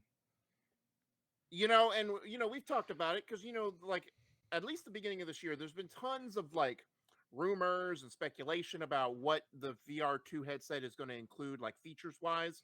Mm-hmm. And it looks like most of all that, from what I remember, I definitely remember the eye tracking, the controller size, the adaptive triggers, the haptic feedback, all that kind of stuff, being part of that database. So it's good to know that all of that what actually is come to fruition. And it feels like this is actually definitely feels like it's not just like, oh, the VR2 just with a name slapped on it, like with a sequel. This feels like the next iteration of VR for sure. Yeah, it is a huge step forward. Like the resolution, the headset looks so much lighter than Yes. that gargantuan like brick that you would have to put on your head for the first version and everything. The controllers, my gosh, like Yeah. they had to bring in all of those things that we've gotten from the PlayStation 5 controller, or it would not be the same experience. Like haptic feedback, adaptive triggers, all of those things are a must for a PlayStation game at this point. Like it looks good. It's giving me an itch, man. I'm gonna tell you, it's giving me an itch. You know, until that motion comes in, and then you get sick after 15 minutes of play. I'm hoping that like with the sensory thing that they were talking about, I'm hoping that that might help. But that is like my only like drawback with VR is like the oh man, you feel like you're gonna throw up after, you know, like I remember playing Resident Evil 7. Oh man. Oh yeah. I was on that. I caught that stream a little bit at the end. Like you played it, then like 2 minutes later, like I can't. Yeah, man. I was like, I'm gonna do this. I was like, nah, dog, I can't do this. I can't do this. Murdoch says Subnautica would be so good in VR. Also, wish they would market this to PC. It would be smart if they did open this up to PC. It would open up a whole nother, like, you know, kind of like Xbox did, you know, with, you know, Game Pass and everything. Yeah. But at the same time, it's like they want to be PlayStation. PlayStation is all about exclusivity. Yep. They are not like Xbox. So I think they're going to keep it that way. So you have to buy the headset and you have to buy their console because they're about selling hardware. You know, and they're about selling their games on that hardware. Yes, you're getting games from PlayStation on PC, but that is an afterthought. That is like being able to resell something and still make a ton of money from it. So right, it would be nice, but I wouldn't hold your breath on that one for sure. Yeah, but yeah, I think it would be cool if they did. Even though at the same time, I'm very protective of them. Yeah. Now my other thing, and I'm sorry, like I got distracted by something. So if you have to repeat yourself, I apologize. Or you can just tell me to go kick rocks. It's okay. With all this tech in there, what do you fear the price point will be? Ooh, baby. This thing gonna be expensive. This thing gonna be expensive, man. Okay, it can't be as expensive as the console. Okay. Yeah, that's true. Like I think they're not going to do that. The going price for like what is an Oculus 2 now? 400, I think, most for like the better model, I think. Okay, so I'm looking it up just to make sure. Yeah, 400. I think that's their price point. So if so, because I could see it being 350 or no, 450. Excuse me, 450. $50 more because of the tech they have to put in there. But if they do, they better have a banging lineup, you know. Oh yeah. I like Call of the Mountain will obviously be a day one purchase, but it's like, what else do you have? You can't, and I'm not saying you can't have it, period, but it just can't be like ports. And by that I mean like, oh, No Man's Sky, that's also, you know, a console thing that you can just have Star a VR Wars mode. Galactic. Oh yeah, come to our theme park. Edge. Yeah, come to our theme park VR game. Yeah, it can't be gimmicks and ports or like packed in modes of games that are also on console mainly. So yeah, it can't just be that and Call of the Mountain be the only, you know, flagship game for the VR. Dude, okay. We hadn't seen Super Hot make a new game. Ooh. If Super Hot 2 was exclusive to the PlayStation Virtual Reality 2, or that would sell it. Beat Saber 2. Oh, oh my gosh. If they had both of those. Do you remember that one holiday package where the Super Hot and Beat Saber were like packaged in with a PSVR 1? I was like, it was crazy. Yeah. Dude, if that was the case, that would be hot. That would be real. That would sell that headset. It would be super hot. Super hot. Which is a fun game, man. I love that game. It's a lot of fun. Nate says if you can actually find a PS5, we can find them. Yeah, we got a hookup. I can Not find anymore. one. There's one right behind this monitor. I found one. Not for sale, baby, but it's there. I found one. We can show you on screen. Murray says it's going to be expensive. Yeah, I 100% agree. I think this is going to be very, very expensive. But hey, quality, I'd rather have quality. And, you know, like you said, there has to be games for this for it to do well. That is one of the things that was wrong with the first PlayStation virtual reality. Well, and that's you know, it's also like PlayStation has to make sure it brings the heat and sticks to support because again, what was another device that was a sequel to a previous device that had a great tech in it but did not stick when it came to games? That was the Vita. Like for all its wonders, well, the Wii U as well. Well, no, the Wii U did not have that great a tech. Like, let's be fair. Like the tablet thing, like the Switch did it better for sure. Yeah, you're trying to throw something under the bus that ain't gonna let you throw under the bus. No, I'm just being realistic. Like the Vita was a great piece of tech. It just didn't have the games to keep, that to draw people in on day one. Yeah. Murdoch says 4K VR equals money. I can see the higher price tag due to the 4K. You would not have to even play VR. You could just use it as a 4K monitor. Yeah, you could. I'd be curious to see what they're going to be able to do with it, but it being locked to the PlayStation, you're not going to see as much of like virtual desktops and that sort of deal. Like it's going to be, it's going to be very relegated to just gaming. So. Yeah. Got some more PlayStation news, guys. I saw Shuhei's name in here, and I was about to say, is he retiring? Because I'm about to lose my ever-loving mind. So I took a split second to read that headline, and I was like, oh my God, do not do this to me. It is cabled, and it's not wireless. Yeah. Indie Studio will take the risk on PlayStation VR 2, says Sony's Shuhei Yoshida. Yoshida-san made it clear that independent studios have been eager to get its grips with PSVR 2 hardware and name drop Tetris Effect creator Tetsuya Mizuguchi as one such developer. Quote, there are big names like Horizon Call of the Mountain and Resident Evil Village, and yes, they're amazing, but it's the indies, in my mind, that really take the risk because they want to make games on VR. Indies have been waiting for the next VR boom. Like Mizuguchi-san, the VR market is small. It's still growing thanks to Meta doing a great job promoting the Quest. So more people are coming into trying VR for the first time. But still, compared to console gaming, it's a subset and a growing market. So it's just like, again, it's just like consoles, right? Like you have your big AAAs, but with game development getting more and more, auspicious. Well, maybe that's not the right word. Anyway, more vigorous, or and taking years and years and much longer to develop. Indies has been like ever since PS4. Indie games have been the ones to tie you over in between releases to give you something to play and a reason to turn on your console. And it seems like they're going to go. They're hoping that same strategy will take off with PSVR 2. Because I mean, there for a while, the Vita was an indie machine. While and especially toward the end, like when they were just making JRPGs, it's like, hey, we're still bringing indie. Like Gio Corsi was like, we're going to bring these indie games to Vita as well. Like we're not just going to sit on our hands and do nothing. Yeah, definitely. And I love some indie games. Like what?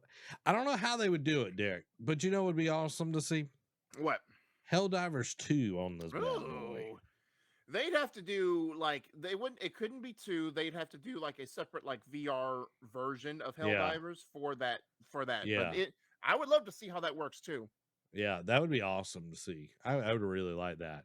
Maybe like a Spider-Man 2 VR mode. they not because they did a Spider-Man for PlayStation VR, but it was like an experience based on the movies. But it's like, no, give me an actual Spider-Man VR game. Yeah. So only time will tell, but yeah, like the indies are going to push this thing further. Oh yeah. So Moving on, talking about Shuhei Yoshida reiterates PlayStation's firm belief in the premium release of a title before subscriptions. Keeping that in mind, however, he did also speak to the new PlayStation Plus model and how PlayStation is essentially, quote, experimenting with subscription services. Quote, we believe in the premium release of a title at launch in maybe 6 months or 3 months or 3 years. When the game sales come down, inclusion into that service, PS Plus Extra, can help introduce these games to new, broader audiences. Some people might have missed these games when they came out, and it's a great chance to play and generate word of mouth, or if there's DLC or a sequel going. We can help elevate interest to a broader audience about the franchise. He continued saying, we are encouraging publishers to make use of these services in managing the lifecycle of each title. It's clear that PlayStation isn't going the route of Xbox's Game Pass anytime soon, but it's also interesting to note that these services still feel experimental to Sony, especially during these months when the offerings for the premium and extra catalogs are lacking, particularly in the case of classic titles being added to the premium level. For some players, it already feels like Sony isn't really all in on the idea of the service because of the brutally slow building of the classics catalog and the inability to natively download any PS3 titles. So I get what he's saying, because you do see that, especially with PS Plus, right? Like even before they did this new tier subscription services, like God of War came free just a couple of months ago on PS Plus, because they gave a release date to Ragnarok, and Yep. that's the anticipated sequel. Um, and then some games like A Plague Tale: Innocence, like we never bought it at launch. We always heard good things about it. We wanted to try it, and then finally we just bit the bullet when it came to Game Pass, and it was free 1 month on PS Plus, and we're like, let's actually try this, and we ended up enjoying it a lot. So Yep. I get what they're doing, but I feel like it's their same strategy with PC versions of those games, right? It's like, hey, it's not going to come day and date to PC yet, but you won't have to wait long to play this, because I think the Legacy of Thieves collection, we'll get into it here in just a minute. It came out to PS5 in February, and the PC version is coming out pretty soon. So it's not like years for like some of these PC versions have been doing, but it's not going to be day and date. So, but I don't know. Like, how do you feel about that statement? Like, hey, because it feels like they're holding out. They're holding out hope for us, consumers, and being like, well, we're not there yet, but it could be one day. But do you also feel like PlayStation is going to PlayStation and be like, we're never going to do what Xbox does? Yeah, they're going to PlayStation. That's just them. And it really kind of, it makes their new subscription service that they, put into place and all of that feel lackluster. Yeah. It's like, is it really worth $100 a year to get, the premium? Exactly.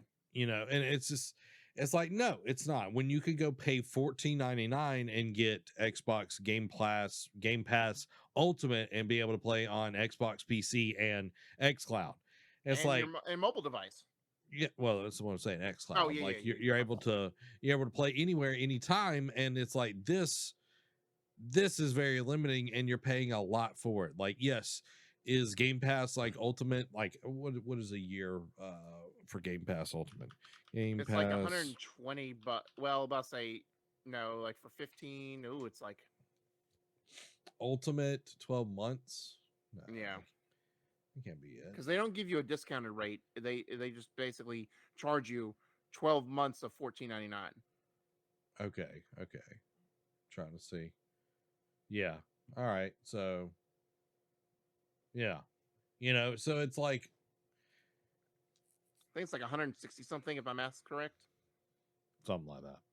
Yeah. You don't have to get Ultimate, but the case in point is you're going to get a ton of games. You're also going to get EA in there. Yeah. Like you're going to get a ton of things. PlayStation, on the other hand, they're dragging their feet on this. It's like, okay, we announced that, but it's like, if you want to see returns on this, if you want to see if people actually are wanting this, you're going to have to go, okay, we're going to put X game on there. Yeah. It doesn't even have to be your top of the line game. It could be, hey, we're going to put I don't even know Yeah. what game you put on there, but you know, like you wouldn't put God of War on there, but it's No. like, okay, we're gonna put Sackboy. Last of Us remastered or remake Yeah. on there. That would have been a great game Yeah. for premium. People would have bought premium for that. Yeah. You know, it's like, hey, I bought premium and I get it for the whole year. It's $30 a little bit extra than what this game is, and I get it for the whole year. Yep. You know what I mean? But no, they want to play around, and Game Pass is going to whoop them. And they're going to see it's like, hey, people aren't really interested in this, and then they're going to kill it. Okay? Yep. They're going to kill it down the road. That's how they work. Look at you, Jim Ryan. I was watching this thing the other day, dude. It annoyed me, okay? This dude was talking about like you know, how PlayStation complaining about Xbox and everything, which I 100% agreed with that. But then he pulled up a picture of Sean Layden. I'm like, that's not who the head of PlayStation is. That ain't him. That's Sean Layden. He's gone. He's retired. Oh, they lost the plot. They got they need to update the resume. Oh my gosh. I was just like, no, dude. I was like, you're wrong. That ain't him. That's like saying, oh, Kaz Hirai is like the president of Sony. Yeah, it's like, don't be throwing shade on Sean Layden. He did the Lord's work while he was there. You throw that shade at Jim Ryan where it belongs. He's the black sheep of this company. Don't you dare. You know, one day I'm gonna get called into PlayStation's. Like, I want to face Jim Ryan. It's like, you know what I mean? It's just like, hey, Jim. It's like, I heard all that you said about me. It's like, well, the shoe fits, you know. Where's Shuhei? I know. Can I talk to a real employee? Where's Shuhei? Oh, I didn't say that. I just said I want to talk to Shuhei. I didn't say that. Dad, you put words in my mouth. Oh, let's move on to the PlayStation quickies. So, first up, is a rumor, a PS5 redesign coming in fiscal year 2023 will feature a detachable disc drive. Jim Ryan was the driving force behind Sony's renewed interest in indies. Hollow Knight Silksong has been confirmed for PS5 and PS4, so it won't be just coming to the Switch now. Team Ninja is working with Sony XDev Studio on PS5's Rise of the Ronin. Sackboy, a Big Adventure PC release, all but confirmed on Steam DB listing. And speaking of Uncharted Legacy of Thieves Collection on PC will launch October 19th. Let's go. And guys, when that launches on October 19th, you go over to the Epic Game Store and use creator code NerdCave and check out. If you haven't played Uncharted, you need to. Okay. Exactly. The Legacy of Thieves Collection is just 4 and Lost Legacy. Okay. Yep. Still great games. Great games. So you need to go check it out. Trust me, you will not be disappointed. And Derek, have you played it? No, you hadn't. No, you hadn't. No. You played 4, right? Oh my God, Derek! How can you call yourself a Sony pony, boy? Yeah, I even played the first 3. It's okay. No, dude. 4 is like the swan song, and then like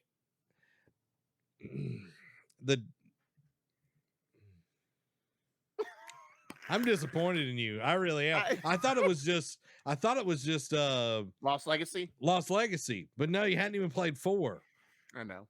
Ooh, man. Look. We have all these games, and yet you're sitting here on your thumbs deciding what game we should do for Game Club, and it's like we have a plethora. Well, maybe we play Uncharted 4 since you hadn't played it. Well, I'd have to go back. Well, I don't know if I'd have to go back and play the first 3 because you just go play the story. You just go watch a video on YouTube and get caught up on everything. Okay. I want those trophies anyway. Anyway. Yeah, Jim Ryan's disappointed in you. Okay. I don't care. I'm disappointed in him every time we bring up his name. So well, he did something good in the quick hits. In the quickies, supposedly, but then wasn't this the same man who, beginning of last year when we restarted the show, talked about, oh well, indie's not our focus going forward? And I'm just like, whatever. Like you're talking out of both sides of your mouth now. Well, I'm glad we had Shuhei in this episode. I hadn't seen that name in a while, but yeah, I saw Shuhei and I was like, "Oh God, do not do this to me." I was like, "Do not do this to me." You just saw Shuhei and you saw the an R word next to it, and you're like, "Retired? No." I'm like, "Do not do this to me, Shu." What will you do when that inevitably happens? I go into Plan B. We won't talk about that on air. That corporate buyout of Ubisoft won't be the only big headlines. Let's just say oh that. Boy. I'll be buying out PlayStation. All right, Derek, let's hit those quick hits. All right. First off, Final Fantasy 16 reconfirms summer 2023 release window. Apex Legends Beasts of Prey event lets you look like an Apex Predator and introduces a new limited time mode, Gun Run. The Judgment series is finally out now on Steam. Assassin's Creed Mirage parkour system is inspired by Assassin's Creed Unity. Fall Guys Season 2 update brings Season 2 content, adding new rounds and obstacles. Hearthstone's game director is leaving Blizzard, but wait, there's more. Overwatch 2's lead hero designer is leaving Blizzard as well. EA boss admits it didn't deliver with the last two Battlefield games. EA also says Call of Duty Xbox exclusivity would be a, quote, tremendous opportunity for Battlefield. Sean Layden has revealed he's now joined Tencent as strategic advisor. Cyberpunk 2077 sees highest player numbers since launch on Steam. Blizzard announces Diablo 4 closed beta, must register by October 18th, with invites sent out no later than November 18th. EVGA will no longer make graphics cards for NVIDIA. Atlas makes it clear it won't be announcing any new games at upcoming Persona concert. Rainbow Six Siege looks set to add Becky Lynch and The Undertaker. Splinter Cell Remake job listing reveals the original game's story is being rewritten for modern audiences. Tiny Tina's Wonderland's, quote, clearly a new franchise after shattering targets. EA confirms that Ted Lasso and AFC Richmond will be coming to FIFA 23. Dying Light 2 Bloody Ties DLC release date has been pushed back again and now will be releasing on November 10th. An Xbox September update brings an overhaul to the game library, adds storage options, and more. Man, like rats leaving a sinking ship over there at Blizzard, huh? I know. Because I forgot about the Hearthstone person, but then I saw the Overwatch 2 person was leaving. I'm like, what is happening? Woof. EA. EA over here. Yeah. Admitting that Battlefield 2 did not deliver. It's like the last two games. It's like, yeah, we know. glad you could Proof join was us. In the pudding. Glad you finally sobered up. And then it's like, yeah, if Call of Duty would limit itself to just one console, that'd be good for us. Yeah. We'd like it. It's like, that'd yeah, you would. Yeah, we know you would, because then PlayStation people are like, well, I guess I'll play Battlefield since I can't play Call of Duty anymore. Yeah. But that's not going to happen. Like, it is not going to happen. It is going to be like Minecraft, where it's everywhere. Okay. Yeah. Microsoft was not stupid. Phil Spencer is not stupid. We've seen that time and time again. Right. It's like, yes, we've got people that are complaining about the deals and all of this kind of stuff, but trust me, Phil Spencer is not going to cut off his nose to spite his face. Right. And then EVGA will no longer make graphics cards for NVIDIA. That is huge. Yeah. That is very, very big, because they've been making their graphics cards for a very long time, and they're very solid. So I'm curious to see the quality moving forward for NVIDIA. Yeah. And they announced the 490 and the 480 this week as well. And I only caught a little bit of that thing. Man, that was boring as watching paint dry. And it's like they don't even care about gamers anymore. It feels like it's like your whole reason to have stuff. Yeah, it's like your whole reason to have like this big of a graphics card is for gaming. Yeah, like that's literally like the only reason why you need something like that. So neither here nor there, though. Neither here nor there, Derek. Well, there you go, everybody. That's the episode of NerdCave News. It's in the book. We've watched some trailers. We've laughed a little bit. We cried a little bit. We had a shock of panic for a second. Oh, I know. And we also got spicy. We got Derek over here with his not what is it?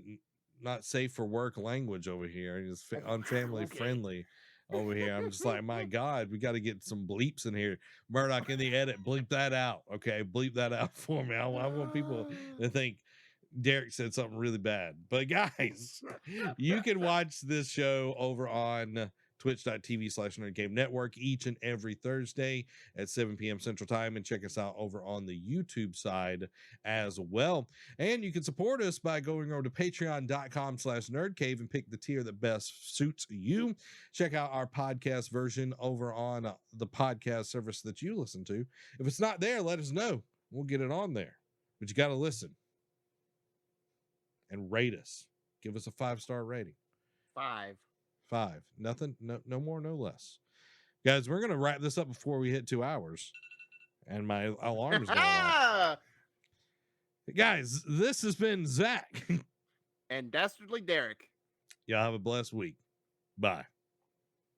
Boom.